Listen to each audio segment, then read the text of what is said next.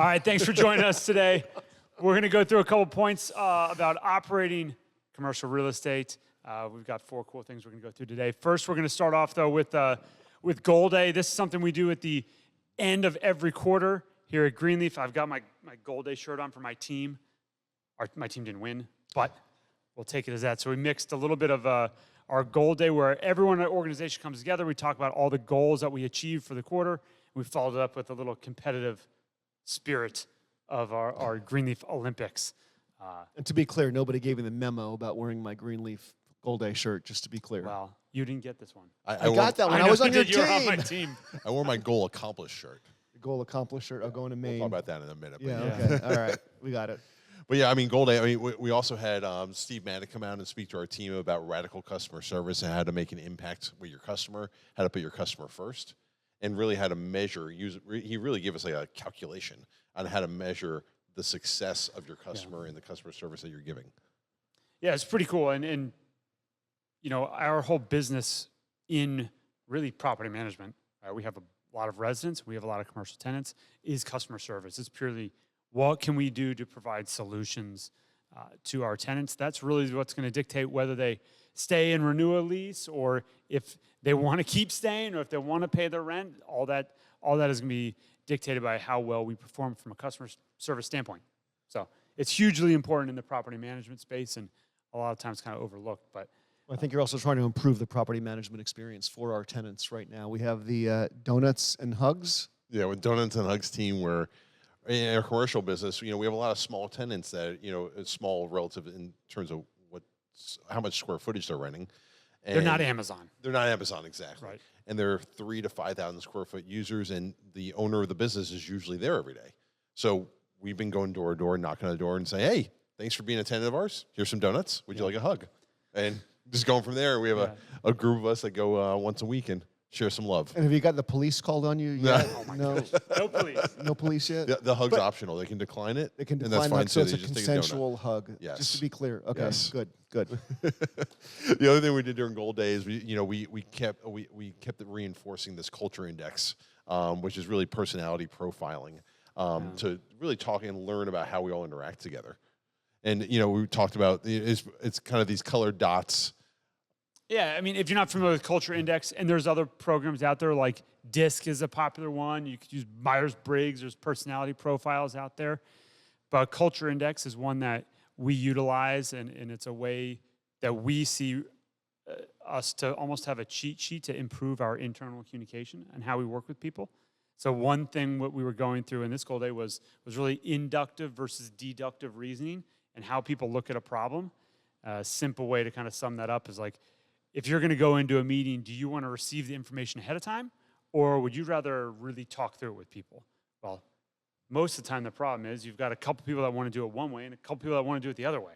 So if you're going to lead a meeting or you're going to bring people together, you need to make it an environment that both deductive and inductive reasoning can come together and really have a productive discussion, whether that's a meeting, whether that's a group of friends going out, whether it's a family discussion, any of those things. So it's very applicable. It's hard when you don't know if the other person, you know, if you walk into a discussion and you don't know if the other side would have liked to see the information in the notes ahead of time, or if they want to really talk through it. You got to kind of feel that out and learn that as you go. So, Oh, by the way, so I've already had people come up to me and said, "Andrew, I know you're going to want to know this before the meeting. So what kind of information can I find out for you before the meeting?"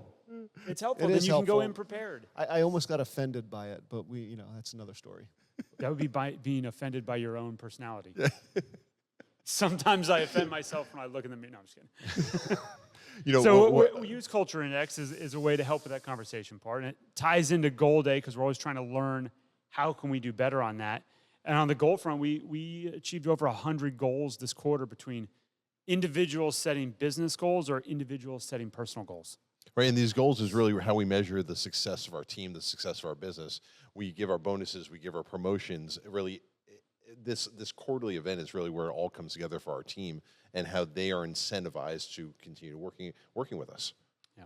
No, but don't forget, I mean, the goals are not always business goals either. They're personal goals. In fact, the number one goal this quarter was somebody who just got their citizenship, which I thought was remarkable. We did a LinkedIn post on that. Well, not only that, he got his his citizenship, but he also had other people on his team help him fill out all the paperwork, help him go through the process. Because we've had other people accomplish that here at Greenleaf, and it's a monumental task. Even if we were to just go take all those tests and fill out the paperwork, it's still pretty hard. You still got to go through a lot of things to go do it. So it's impressive, and especially if someone else is helping him along the way. You think Josh would pass the citizenship test, or you're not sure? I mixed up. I drove through Vermont and New Hampshire. I was like, I still don't know which one's which. They look the same. Like you flip them on their side, like you have no idea what the difference of the two states are. It's one of those puzzle pieces that it fits in a square, but you're not sure. Yeah. All right. Well, don't admit that to other people.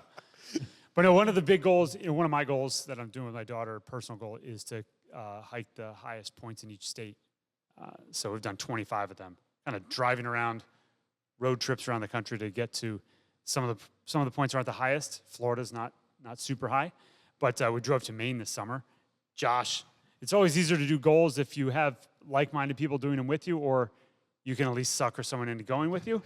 I was one of those. So yeah, I'm not sure which one it was, but we did that this summer, and we drove to Maine from Atlanta, which is a journey. And then we hiked the highest point in Maine, which is Mount Katahdin. It took us about 11 hours. It's a roughly 4,000-foot vertical gain. We did it with, our kids are 11 and 9. 9, yep. And that was a haul. And I believe this is yet another time that Dave Kojer ran out of food and water on some type of adventure. It was about 150% of what everyone wanted to do. Yeah. So it was good. So was the drive to Maine. The drive to Maine was about 150% of how far anyone wants to drive. You accomplished your goal. You accomplished it. Good job. We were basically all done, and there was 3 miles left. Well, 3 miles isn't bad. 3 miles, 45. It was only a 5 mile each way. No, 5 3 miles. Yeah, 5 mile each way. Yeah. Okay. So it was about a 10-mile hike total from Katahdin Stream to the summit of Katahdin and back. But yeah, we were the last ones off the mountain. But our kids did it. Yep. Which was a lot. I love doing that stuff, and people up on the way giving our kids high fives because they're amazed that they're up there trying this stuff. And but they were safe the whole time. They were fine. So, but it was for me and my daughter, it was a pretty cool accomplishment. It was fun doing it with you. And anytime you're thinking about setting goals, it's always more fun if you have other people you can do them with. So we try and do that as a company. And a lot of times, it's kind of a dual accomplishment, right? So one of my goals, I had ACL surgery earlier this year. And so one of my goals was to do over a 5 mile hike before 5 months into recovery. And we definitely did that. It was more than 5. I didn't have bouldering for 7 hours on the goal list. I didn't know that was part of it. Yeah. But we definitely bouldered for 7 of the 12 hours of the hike. Did you say one of your boys was really concerned about you? He had some. Yeah, he kind of held my hand for most of the time. Yeah, I thought so. Yeah. So pretty cool goal that I achieved. I was excited to do with Josh on this trip. It was pretty cool. We got some other stuff coming up too. We're running the Peachtree Light Up the Night. So who 4 mile run? Glow race. Who suckered who into doing this one on Saturday night? I think you suck us into all the running races. I stuck you into okay. Yeah, I definitely was not running before you started challenging. So you asked, I'm kind of like, okay, I'm going to do it. Yeah. And Molly's doing it, and our Evan. All 4 of mine will be all out 4 there. of them. Yep. Okay. Well, you get the 1 mile fun run. So my 2 little ones will do the 1 mile fun run. The 2 big ones will do the big one. All right. And Molly's going to beat everyone, I'm assuming, this year? She was focused last year. So she's ready to go. She's ready to go? Yeah. All right. So it'll be a fun one. So we're excited to do that this weekend. That's in Peachtree Corner, so our office is right there. And excited to do that. That'll be another goal. Good goal to check off and accomplish. Okay, wrap up on goal day. But next time, let's move into kind of our next subject here and go through some of the investment decisions we're looking at. So one of the big things we're working on right now is we're always trying to find the trends in real estate that are happening. We want to be on the right side of that investment trend. That's always how we feel like we're going to get the best performance returns. If you've heard anyone talk about the flow of funds, that's really a big indicator in how things will perform as money flows into one sector of the economy or any investment vehicle. It's naturally going to push that sector forwards. If you look at like NVIDIA recently, there's been a ton of flow of funds where people are buying these R100s. So NVIDIA's made a boatload of money, and that's where the flow of funds are going, is buying hardware in that sector. We're looking at opportunities, not on that huge of a scale as what NVIDIA did, but when we're looking at stuff right now, we're seeing a definitive trend where we can put money kind of ahead of that flow of funds and see where it's going. right now, a lot of our investment time is spent on that type of strategy analysis, and we're looking at that right now with our dollar store purchases. So, Andrew, you're leading up most of our Dollar General purchases, and that's really the operator that we're focused on in the commercial space. Right. Well, there's 20,000. There's over 20,000 Dollar General stores now, I think now, and so of the 20,000, we are focusing on. We have two kind of big categories we focus on. We're focusing on, first of all, the top tier Dollar Generals. Now, Dollar General does not release sales for any of its stores because it's part of its tactic. It doesn't want the landlords to know the sales because then if the landlord knows the sales, it's they're going to any threat of shutting down. They know whether we're going to be able to call their bluff. So what we do is we've talked about this before. We're using Placer.ai to rank or to look at the ranking of a Dollar General store. So we have, I think Placer has probably 90% of the Dollar Generals ranked according to foot traffic. And so literally from 1 to 18,000, we have that order. And right now we basically took the top 5,000. I think we're at 7,500 now. We took the top 7,500 stores, and we're looking at, of those 7,500 stores, which ones are for sale right now. And we are focusing on that list of which ones are for sale, and then which ones have short leases. And then even beyond that, too, we're looking at inexpensive stores which have cheap rent, because if a store has high foot traffic and cheap rent, it's going to be there for a while, because Dollar General right now, when they're building new stores, they're building stores for probably 4 times. Yeah, and that's really the arbitrage. Is anything that's new and coming out of the grounds in any real estate sector costs a lot of money. Yeah. The construction costs a lot. Like when construction costs went up during COVID and over the past 4 years, they have not come down. They've stayed high. So any new construction, pricing is very high.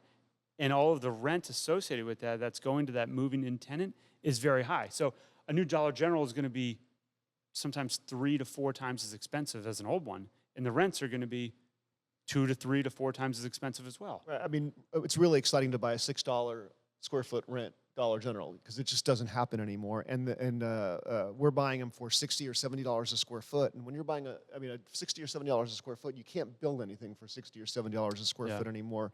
And the new ones right now, some of the rents are actually I've seen some in the 20s. And so a brand new Dollar General with a brand new lease that's selling for a 6 cap, their rent is $20 or $18. And you have to kind of think about this a little bit more, but Dollar General has already built 20,000 stores. And so you kind of think about, where do they build those 20,000 stores? They built those 20,000 stores in locations that they knew can be successful. Now what they're doing is they're still trying to grow at that 1,000 stores a year business. But at a certain point, they're kind of stretching, okay, well, we think one will work here, we think one will work here, and they're not sure. And not only are they making a bet, they're spending a lot of money on that bet. And so these are some of the stores that are going to be risky for them. And 5 years will tell whether these bets are working or not. And they're going to be able to maintain that 1,000 store a year growth rate. Right. And it could be a good location as they build them out and they go forwards. Most of the time, they're doing their homework. They know where the growth trends are going to be. They've been in business a long time. But that arbitrage, or really the opportunity in real estate space right now, is to buy assets that are priced significantly lower than new construction, but also buying stuff that is not functionally obsolete. It's one thing to say, hey, I'm going to go buy some building that's completely vacant and it's really cheap, but it's functionally obsolete and it doesn't work for anything. That's not necessarily a good deal. Right, and functionally obsolete for Dollar General is kind of they're configurable and they're fungible, because what Dollar General is doing right now is they're putting freezers and they're putting fresh food into their stores. And so every Dollar General I look at, the first thing I look at is, does it have a freezer section? And if it has that freezer section, that means it already went through one upgrade. If they have the fresh food section, they've gone through another upgrade, because they're a lot of these places are in food, I guess they're called food deserts, where there's just no fresh food and vegetables. Well, Dollar General, it is like the general store. It is the general store, yeah. So going back to your point on flow of funds, the way we've looked at these Dollar Generals as well is that there's a lot of illiquidity in the market. There's a lot of banking illiquidity in the market. So we're seeing this kind of pause or hesitation in buying these Dollar Generals as well. And if we can basically pick up well-located, low-rent Dollar Generals, high foot traffic with a discount, because nobody else is buying them right now, we could build a nice portfolio of those and then sell back into when the flow of funds comes back. And that's the real arbitrage. So we're looking at these Dollar Generals between really 8.5 and 9 cap rate. And, rewind 2 years ago, these same Dollar Generals were selling between 6.5 and 7 cap rates, maybe even lower. And that's where we really make some money. Yeah, and don't forget the Dollar Tree, Family Dollar news kind of affected the market. So Family Dollar and Dollar Tree are closing down, was it 1,000 stores? And so that news hit the dollar store market pretty hard, and people are mapping that on Dollar General. But Dollar General is a different business and a different entity and has a whole different business plan. And Dollar General has announced no plans to shut down any of its businesses right now. So as far as I'm concerned, like that news actually helped us because it reduces the buyer pool for Dollar Generals too. Yeah, I mean, that's why we're looking at Dollar General as a brand too. Yeah, so we buy these things at 8.5, 9 cap rate, likely all cash, no debt. We'll have a nice 8+% yield as we own it. And then in the future, we sell it at, say, a 6.5 or 7 cap rate, and that's really get some pop on the upside in the back end. But we have no pressure to sell it. We can wait out the market because we have no debt, we have no expiration of funds, and really enjoy some nice yield. It's kind of pointing to sometimes buying real estate, you want to buy it at kind of worst points in time. You want to buy it when no one else wants to buy it, really. It's like the debt isn't as great right now. It's harder to get. It's higher rate. So it's like now is a good opportunity, we feel, to get into some of these investments like this. Because as that changes and the debt comes back to it and the flow of funds goes back to it, you're ahead of the curve, and we should do pretty well. And in the time frame between now and then, we just have good cash flow. So we see it as a good opportunity right now. It's time. That is a little bit of kind of like how we just look at the strategy of investing. We're applying that to other sectors we invest in as well, but that's a pretty concrete example of what we're doing right now and where we're finding opportunities in the investment side of the business. Let's go into the ride lounge. Next topic. Your favorite topic. It's a fun I topic. wore my shirt yesterday. Next time you should pull your car in here so you can sit on your It'll car fit. and do the podcast. You've got the Katahdin shirt, but you're not riding in the Mercedes convertible. So single-story office, we've looked at. We've bought a handful of these deals. We've looked at a lot more, and really the opportunity is really how do we take dysfunctional single-story office space and turn it into something more functional that's in high demand, users want to use, and really kind of create more of a scene or community around it as well. And so we came up with the concept of Ride Lounge. Yeah, and we're opening our first one here in the fourth quarter. It's been something we've been working on for. Our original concept was probably 3 years ago that we started this idea of something to do, and it is a car club. So it's an interior storage car club, so a single-story office, opening up the whole space, enabling car owners to park their cars inside and then also have a lounge environment. And this is kind of more collector car, second, third, fourth car kind of stuff, but also cars that are used. It's not there's car storage barns where you invest in a car. There's car syndications where you bubble wrap the thing and put it off on the side and wait 30 years and see what happens. That's not the case here. These are cars that are actually driven, and it's okay for kids to hop in the back seat, see what it is, and learn about cars and talk about them. So we're building a whole community around that. We feel like there's a good mix of not ultra high-end cars. That's not what this is. This is cars that are used in a community around that wants to talk about them and be present. So no $2 million Bugattis in your. That's not quite the environment that we're going for. We've all kind of dabbled in our fair share of toys, right? Like Andrew, when we met you were a vet guy. Oh yeah, you had your Corvette. Yeah. See, you probably wish you still had that Corvette. You've got the electric Tesla. It was a very sad day. My wife threatened me and said I had to sell it. God, I don't think Janet. Don't blame Janet. Come on. She said I had to give it away. Yeah. And Dave's, see, you can get it back. Yeah. Are you going to tell her if I buy one? Like, is it going No. to be secret? I mean, it's a secret. What Nobody happens will if tell the her. Ride Lounge stays at the Ride Lounge? That's exactly it. So Yeah. she'll You never should know. probably tell her. Just like Vegas. But yeah. She'll never know. Exactly. Awesome. Yeah. And Dave's got his jacked up 30-year-old truck. I'll put that in there. The fire truck's not going to fit in Oh there. yeah, the fire truck might not The fit. door will be high enough. Yeah. You sure? Sure. Will the concrete actually support it, though? Yes. The concrete's not going to just chip away? All 27,000 pounds of it will fit in there. All right. All right. So. We'll see. Are you going to actually, you're going to do the outfit of the speaker system and the RV set? It's in the works. Okay. It's hard to do outside, but yes, in All the right. works. So, So if you like the idea, if you want to be part of the community, if you have any toys yourself, let us know. We have a whole distribution list that's separate that we can share with you and tell you what's going on. Plans to open it really January 2025. Yeah, maybe we're fourth trying quarter. to get it all done in the fourth quarter and then start opening things up. Yeah. So, yeah, cool. So that's a ride lounge. We're very excited about it. It's going to be a cool concept. Come check it out. We're going to have some open events too. All right, let's move on to the next one. We can go into the anti-tech city. Here it goes, California. Here it goes. We're going to talk about Let's California. go. So a while ago, maybe this started coming out a couple months ago, and really even a year ago too, where people or groups of renters and cities and municipalities were getting a little up in arms about YieldStar and Yardi and RealPage and organizations that were using technology to consolidate rental rates and determine what the applicable market rate is and what you should charge if you are an owner of an apartment complex. So think about it like if the three of us each own an apartment building and we each make up our own rents, what we think is the market, the software would go in and ask Josh what of all his vacant units are, what you're charging, ask Andrew, ask you, and it would come to me and be like, hey, Dave, they're charging $1,200. They're charging $1,250. If you want to rent yours, maybe you charge $1,185, or maybe you charge $1,275. You know, you could set your metrics of how you want to use the software. Yeah. I'm having a hard time with this because, first of all, 15 years ago, we would actually do this on a piece of paper. So we would literally have. Oh yeah, you had to do your market rent survey. We had our 15 apartment complexes. We would call once a month, once every few months. What are you charging for your 2-bedroom? What are you charging for your 1-bedroom? So we basically did it, but we did it on paper.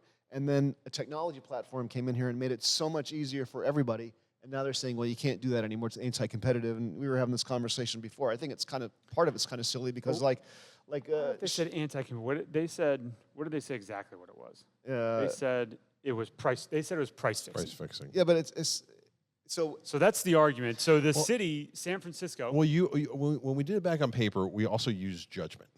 So one thing we were talking about why we never used YieldStar internally is because the way that larger scale management companies use YieldStar is that they wanted to take the judgment out of the manager's hands because their scale was so large they couldn't trust that judgment with the manager. We've always been in the other camp that we wanted the manager to manage the property. Right. So in terms of price fixing, the way it was being used was price fixing because there was no judgment being used. It was purely YieldStar told me this is the answer.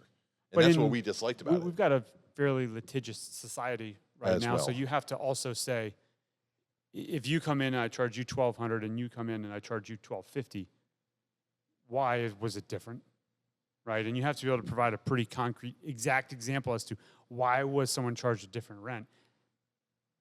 When we're looking at software was a way to say, look, the software program said we should charge these rents based on what the market is, and therefore I think there was a little bit of protection from liability on that. All right, here's the sentence. Enables price collusion among large corporate landlords for the purpose of rent gouging.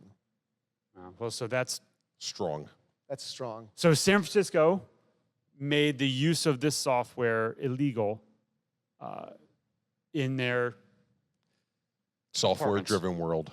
But it's also San Francisco is the tech leader of the country, possibly the world. And they're coming in and saying, hey, you shouldn't use technology, which I think is just ironic. You guys are forgetting one important point right now. The one important point is that all three of us actually agree with each other.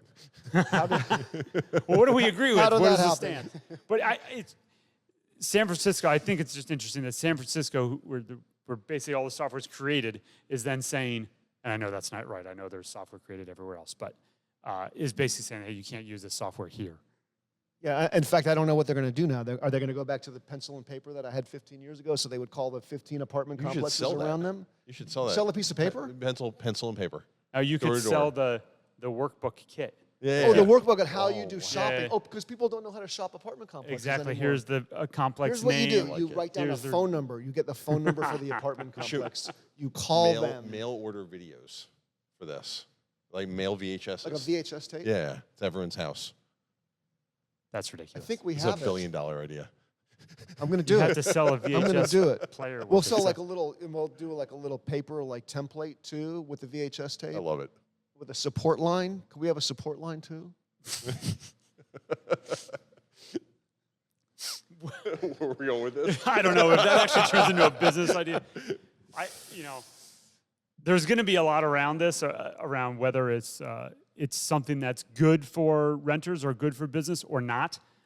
Just in the news, we were looking at that. There's other groups of tenants and renters that have pooled together to file similar lawsuits in other cities.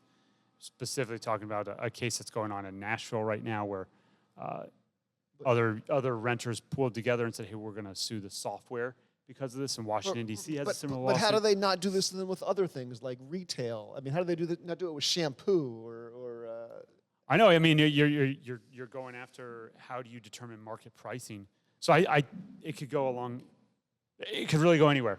I'm not quite sure, but in our world, how it impacts us, like we're not using that software. We base our rental rates solely on our retention. So if our rental rate is $1,200, if our retention is high, then we see that the demand is there and we can raise our rents. If our retention is low, then we feel like we have to lower our rents. But a manager is making that decision themselves. No, we go through the math every quarter. Right. But we're doing it versus a piece of software artificially creating something with some back end that we have no idea. We're not comparing it to anyone else. We're just comparing it to internally how do we perform. Right. So, and it's really our method is based on kind of the satisfaction of residents. If they feel like we have a fair rate and we're providing a good service for that rate, then they'll stay, and we'll see higher retention. But the push to say that, hey, we shouldn't use software to do it, that's obviously it's going to be. I would assume it's going to go through the courts on. You say, hey, something's illegal, and there will be lawsuits on both sides to figure out what can and can't be done. But I think it's going to be very interesting to see how this plays out. There's a lot of money has been spent on developing the software, and a lot of the huge operators are utilizing it heavily. CoStar does this too, just inside of its engine. It's telling us what the pricing is for office and what the pricing is for this. All over, Yeah, but CoStar, they're going around. They're still doing it the old school way. They're still calling everyone. They're still calling, right, like, but hey, they're still what aggregating it and then telling us, okay, you should charge this much for this type of property. Yeah, but the rental software was automating that process. So in the back end, your rents are actively changing on an hour by hour or day by day process. So they're aggregating that market information of what we're charging and then going out and automatically manipulating what the rental rates are that someone's going to see online when they're looking at it. The old school way of just write it down on a piece of paper and this is my rents for the month, or the calling around aggregator way, they're less efficient. In theory, I mean, they've got to be less efficient than having software do it. Right. I don't know why one would be illegal versus legal though. You're doing market pricing. We'll see. So yeah, it's an interesting story to follow, especially if you're in the software world and you're creating this kind of stuff and you're trying to find ways to make things easier for a business. I think this is going to actually impact lots of other businesses as they kind of play out how the software can be used. So it's going to be an interesting case study to follow as it kind of settles out. But that's San Francisco. It's almost a different country. Go ahead. I'm waiting for it. I'm waiting for it. We can make the comment that it's a different country. I'm waiting for it, Josh. Come on. No more commentary on San Francisco. Okay, so that is our recap for day. Go all the way back to goal day. It's always easier to go find someone else to do a goal with you if you want to get something accomplished. So that was exciting. And our team got cool shirts, but Andrew. I have the same shirt. I wasn't invited. Yeah. You had a different team. Or no not. Team. You no team? Oh, solo. No one wanted you on your team? Oh, I'm so No. sorry. We can play the violin sorry. music now. But Yeah. all right, thanks for watching. All right. So long.